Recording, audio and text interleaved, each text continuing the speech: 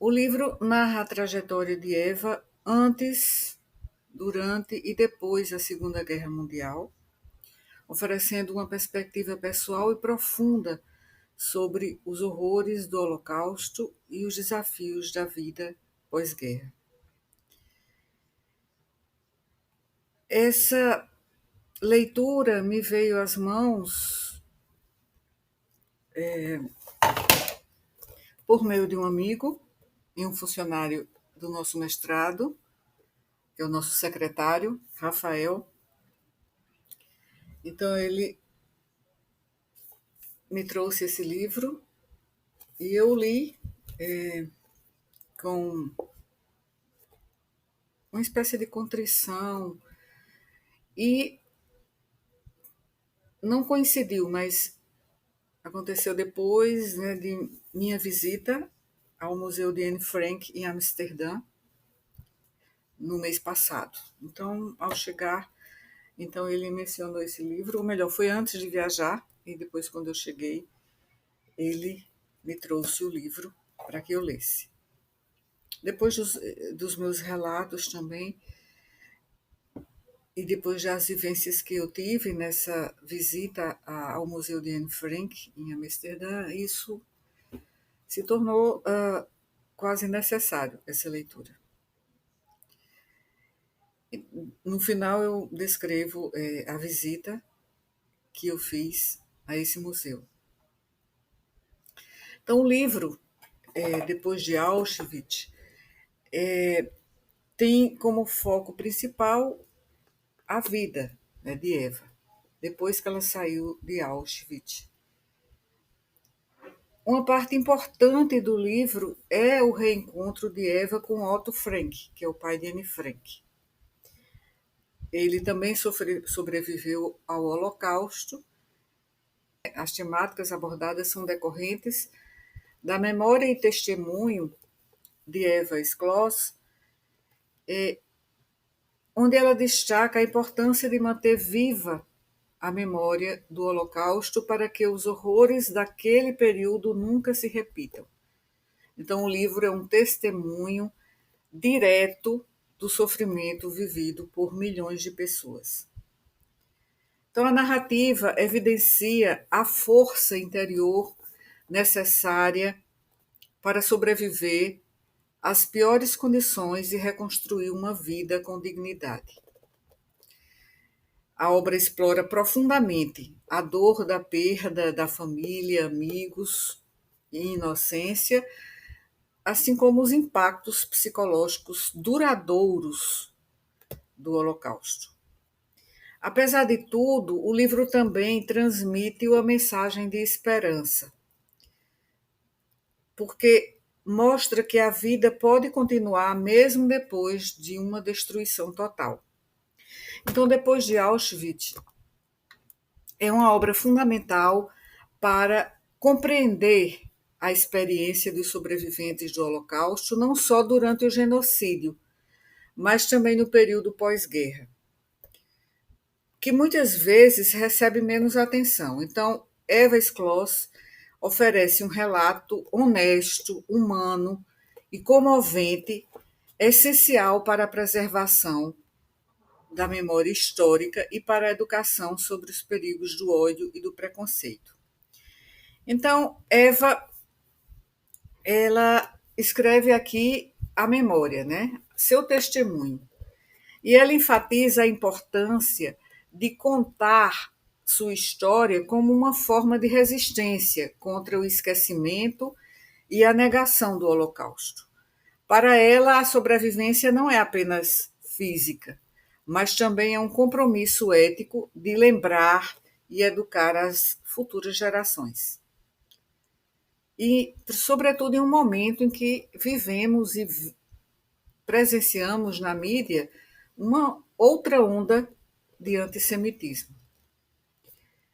Tem um trecho bem marcante aqui que eu separei, um desses trechos, que ela coloca que nunca devemos esquecer o que aconteceu.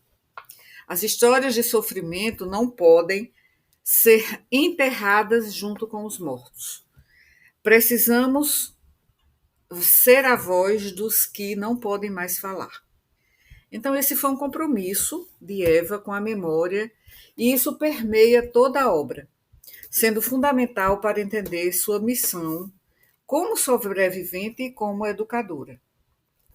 Então, o livro não evita descrever o impacto psicológico do Holocausto, porque Eva fala das feridas que permanecem da ausência das pessoas que lhe eram tão caras e da dificuldade de retomar uma vida normal depois da guerra. Então, aqui na próxima marcação que eu coloquei, ela diz que a dor da perda é uma sombra que me acompanha todos os dias. Uma presença silenciosa que nunca se vai. Aprender a viver com ela foi um dos maiores desafios da minha vida. Então, esse livro ajuda a perceber que o sofrimento pós-guerra foi quase tão intenso quanto a experiência no campo de concentração. Mas, apesar de tudo, Eva mostra a capacidade humana de reconstruir a vida e buscar sentido. E aí isso me lembrou muito os escritos de Viktor Frankl, quando ele fala da busca do sentido. Então, mesmo depois das piores experiências, o reencontro com Otto, ela também descreve, né, que no reencontro com Otto Frank, esse reencontro simbolizou uma possibilidade de renovação. Então, aqui, como tem aqui, né, nesse outro trecho que marquei, ela coloca o seguinte, que sobreviver não era o fim, era o começo. Então, depois de Auschwitz, ela diz, aprendi que a vida pode florescer mesmo nas cinzas. Então, os personagens que são retratados aqui nesse livro são a própria autora, Eva Skloss, que é a narradora e a sobrevivente, e a sua voz pessoal traz uma autenticidade, né, uma emoção ao relato. A família de Eva, que representa a devastação da guerra e o impacto direto do Holocausto. O outro personagem é Otto Frank, que é a figura paterna, né, e é o símbolo da continuidade da vida e da memória, cuja relação com Eva traz esperança. Então, também tem aspectos históricos e muito, essencialmente, educativos. Então, o livro é um documento histórico importante, apresentando um relato em primeira pessoa da perseguição nazista na Áustria e Holanda, a deportação, as condições em Auschwitz e a vida pós-guerra, como eu já mencionei. Então, serve como uma ferramenta educativa para ensinar sobre direitos humanos, tolerância e combate ao preconceito. O estilo e a linguagem que Eva usou, que ela utiliza nesse livro, é uma linguagem clara, é direta, mas é emocionalmente carregada, como não poderia deixar de ser. E isso aproxima o leitor da realidade vivida. Então, a simplicidade do estilo também contribui para a força do testemunho, porque isso torna o livro acessível a leitores jovens e adultos. A narrativa também tem muitas reflexões pessoais, também, como não poderia deixar de haver.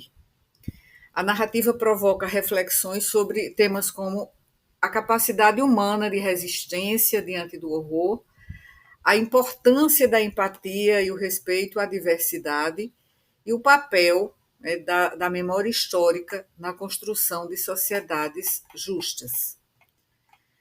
E essa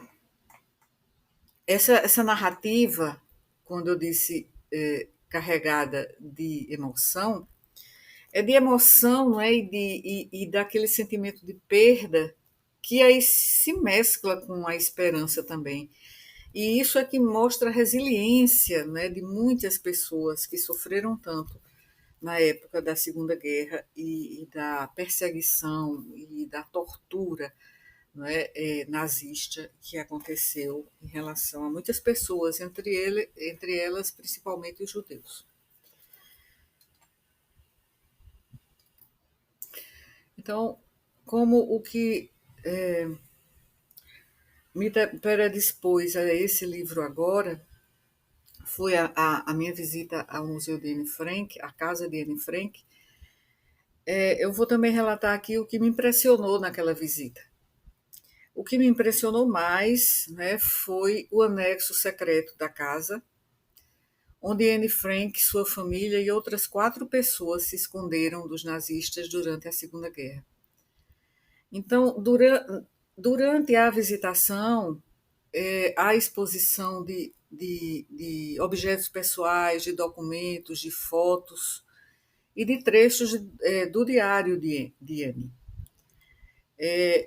O diário tem partes do diário, né, de Anne Frank que são expostos, as partes são expostas, né, separadamente, e o espaço foi preservado sem mobília, né, conforme pediu o pai de Anne Frank, Otto Frank, para manter a memória viva da ausência causada por toda aquela perseguição. Então, a visita foi silenciosa e respeitosa, devido ao caráter memorial, não é, daquele espaço. A arquitetura bem estreita, os cômodos pequenos do anexo, esse anexo onde essas pessoas permaneceram durante tanto tempo, dão ao visitante uma ideia concreta do confinamento vivido pelas famílias que estavam ali escondidas. Então,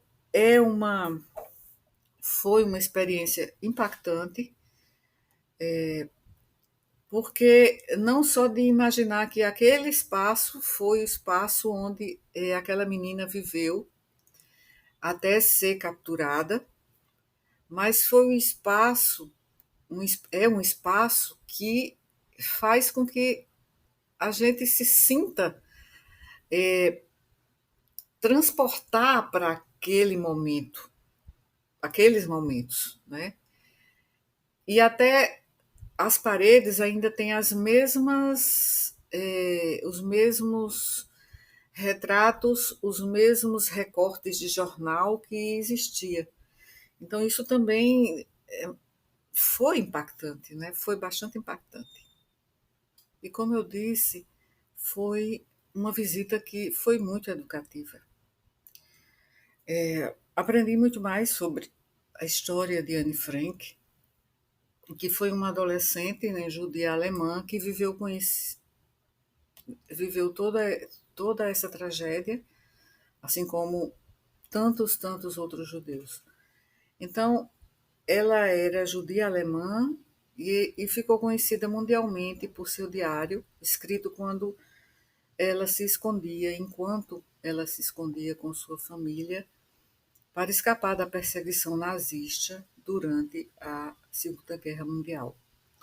Então, o diário dela, intitulado originalmente O Anexo Secreto, como a gente viu lá no, durante a visita ao museu, e conhecido como o Diário de Anne Frank, né, que foi assim que eu li o livro há muitos anos, como o Diário de Anne Frank.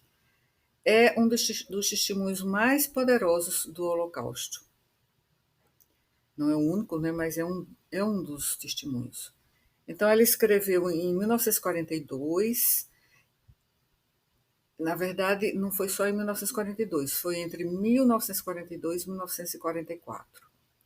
Então, ela narra pensamentos, sonhos, medos e o cotidiano de uma jovem confinada, de uma menina, né, confinada, com uma escrita que é surpreendentemente lúcida e sensível. Então, Anne começou o diário aos 13 anos, pouco antes de sua família se esconder no anexo secreto de um edifício em Amsterdã, esse edifício que visitamos. após a ocupação da Holanda pelos nazistas.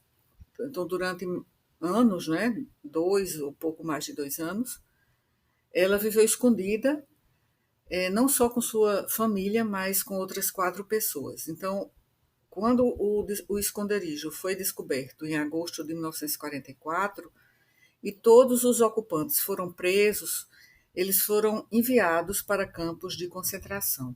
Anne foi deportada para Auschwitz e depois para Bergen-Belsen. E lá em Bergen-Belsen ela morreu, né, de tifo em 1945, pouco antes da libertação do campo, pouco antes mesmo, e ela tinha apenas 15 anos. Otto Frank, que é o pai dela que sobreviveu, é o único sobrevivente do grupo, desse grupo que estava confinado no anexo, nesse edifício de Amsterdã. Ele foi o pai de Anne e ele encontrou o diário da filha, né, e publicou após a guerra. Então, desde então, a obra foi traduzida para dezenas de idiomas e lida por milhões de pessoas. Lá é possível ver, né, no final da visitação, é possível ver as edições, né, para muitos e muitos idiomas, traduzidas em muitos países. Então, isso é um legado, né, o Diário de Anne Frank, e é um documento humano e histórico de imensa relevância. Mais do que um relato sobre o Holocausto, é a voz de uma menina cheia de esperança, inteligente e cheia também de sensibilidade e que acreditava na bondade humana, mesmo em meio àquela barbárie. Então, a frase marcante de Anne Frank é que eu lembro da época em que eu li, que faz uns mais de 20 anos, ela disse: apesar de tudo, eu ainda acredito na bondade humana. Então, é muito, é muito triste imaginar tudo o que aconteceu, e nesse caso em particular. Né? E a, a, a leitura do Depois de Auschwitz traz mais um testemunho, né? Um testemunho que sobreviveu, né? A Eva Skloss, e essa edição que eu estou lendo foi publicada em 2021, né, pelo Universo dos Livros, e, e que ela dedica, né, Eva Skloss dedica esse livro à memória das vítimas do Holocausto e de outros genocídios que não puderam contar suas próprias histórias. Então, recomendo esse livro, né, porque ele traz esse relato, né, tão vívido, né, tão autobiográfico, mas assim que deve refletir como se sentiram muitas pessoas que passaram por aquela tragédia e que depois que sobreviveram, assim como Viktor Frankl, e que depois de sobreviver tiveram alento ainda para escrever, né, resiliência para escrever essa autobiografia, né, sobre da perspectiva pessoal dela, mas assim muito profunda sobre os horrores do Holocausto e os desafios também vividos após a guerra.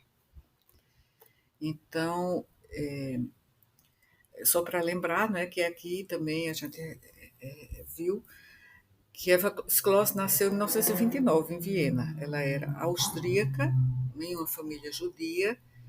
Quando os nazistas anexaram a Áustria, a vida da família mudou, como de tantas outras, drasticamente. E a perseguição dos judeus ela foi se tornando crescente, né, e obrigou a família de Eva a fugir para Amsterdã, na Holanda, assim como a família de Anne Frank, em busca, né, de segurança. Né? Então, apesar da fuga, quando os nazistas invadiram a Holanda também, então essas famílias e muitas outras, elas acabaram novamente, né, nesse no perigo, né, de serem capturadas e foram capturadas. E aí tem essa narrativa, esse relato autobiográfico, e de sofrimento e também de esperança, como eu já disse. Então, recomendo a leitura desse livro, que é um testemunho, né, da busca do sentido das pessoas que viveram esses horrores e que depois encontraram esperança, né, para continuar vivendo. No caso de Eva, ela encontrou por meio do próprio pai de Anne Frank, que também sobreviveu ao Holocausto. Então, aqui finalizo e recomendo a leitura.